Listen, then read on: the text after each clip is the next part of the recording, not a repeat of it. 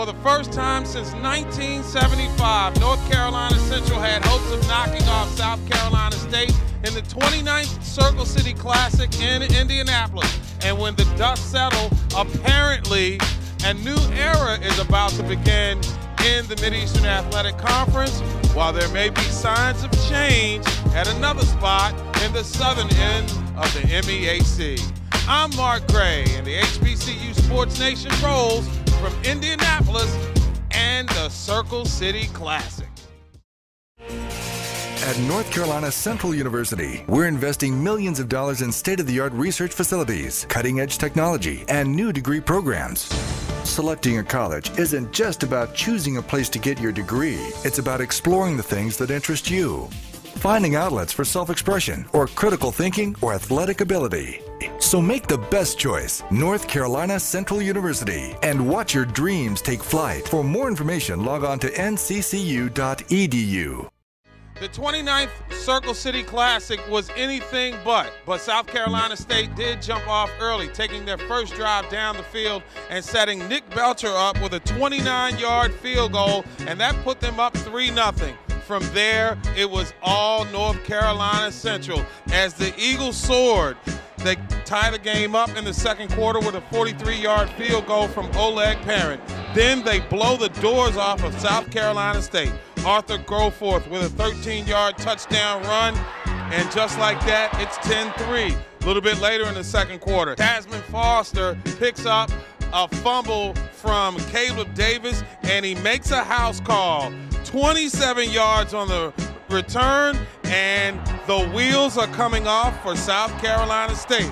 A little later on in the quarter, Julius Pendergrass tries to stem the tide with a nifty run from 29 yards out, using the B button with the juke move, hitting the joystick, and he's off to the races.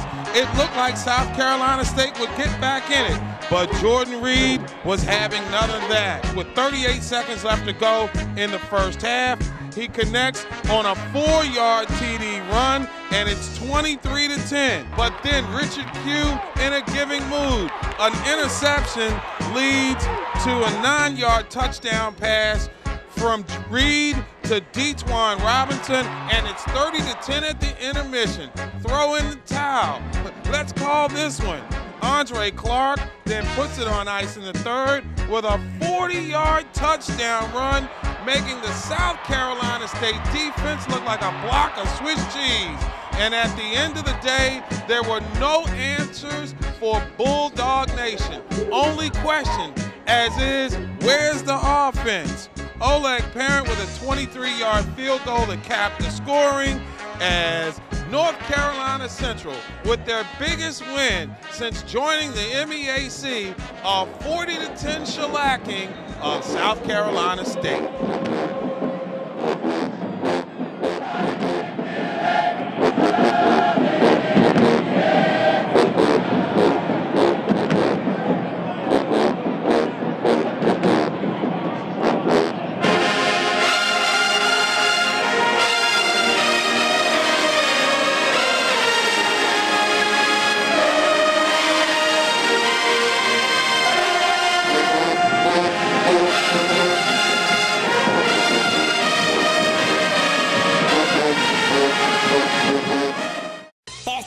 There's only one sports network strong enough and bold enough to cover historically black college sports in the MEAC, SWAC, CIAA, and SIAC. We know the HBCU story because we lived it. Join us on Saturdays for the Weekend Blitz, where we broadcast the game of the week and keep you abreast of scores and sporting news across the HBCU landscape. Hit us up at HSRN.com. Often imitated but never duplicated. We're HSRN, the voice of HBCU sports. Sirius 128.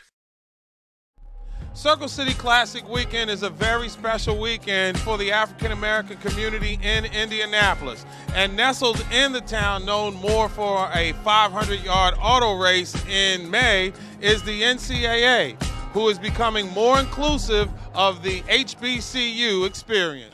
Bernard Franklin is the Executive Vice President and Chief Diversity Officer of the NCAA.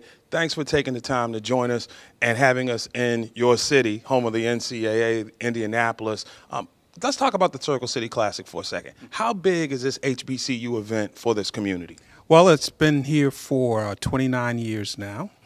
It is a tremendous galvanizing event, not only for the African-American community here in the city, but for the city as a large. It has a tremendous economic impact for the city.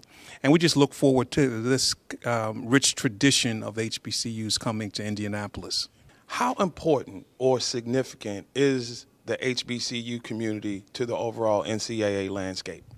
Tremendously important. We have a very rich history. We have 57 HBCUs that are members of the NCAA. The contributions are extensive in terms of what HBCUs have contributed to the overall landscape of intercollegiate athletics, and they continue to be valuable assets to our future as it relates to the landscape of intercollegiate athletics. As the leaves start changing colors in October, there's a changing of the guard apparently amongst the HBCU football world. Let's start in Nashville, where Tennessee State is now 6-0, having knocked off Eastern Kentucky. They ran the table against their 4 HBCU opponents, starting with Florida A&M on Labor Day weekend and concluding on homecoming against Arkansas Pine Bluff. Meanwhile, there's trouble in Tallahassee as Joe Taylor and the Rattlers fall in back-to-back weeks against Southern and at Howard University, which has the Snakes circling down in the northern part of Florida. Speaking of Southern, Dr. William Broussard, the new athletic director, chose to make a move with Stump Mitchell, and it's apparently paying big dividends as the Jaguars have won 2 straight heading into a critical contest with Alcorn State. And the big shocker, perhaps of anybody, nobody saw North Carolina Central 6 weeks into the season being a contender in the MEAC. Nobody also saw South Carolina State being amongst the bottom dwellers, as the proud tradition has certainly taken a hit. So midway through the HBCU sports season, it's clear that, in the words of Eddie Robinson, the only certainties are uncertainties, and we do know one thing that is for certain: as the entire season plays out, HSRN will be all over it. From Indianapolis at the 29th Annual Circle City Classic, I'm Mark Gray. The Traveling Roadshow continues on the road to the Super 7 Series from Birmingham, with Alabama State and Alabama A&M in the Magic City Classic. Till next time, I'm Mark Gray. As always, I hope to see you at the ballpark.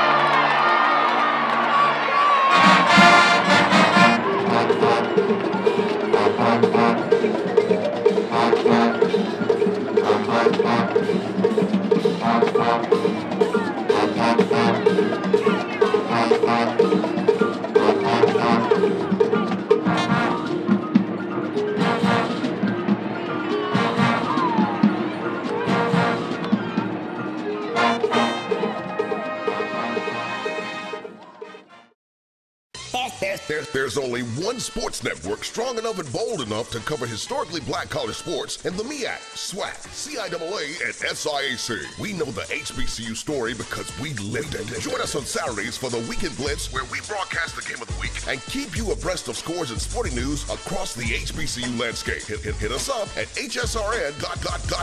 Often imitated but never duplicated. We're HSRN, the voice of HBCU sports.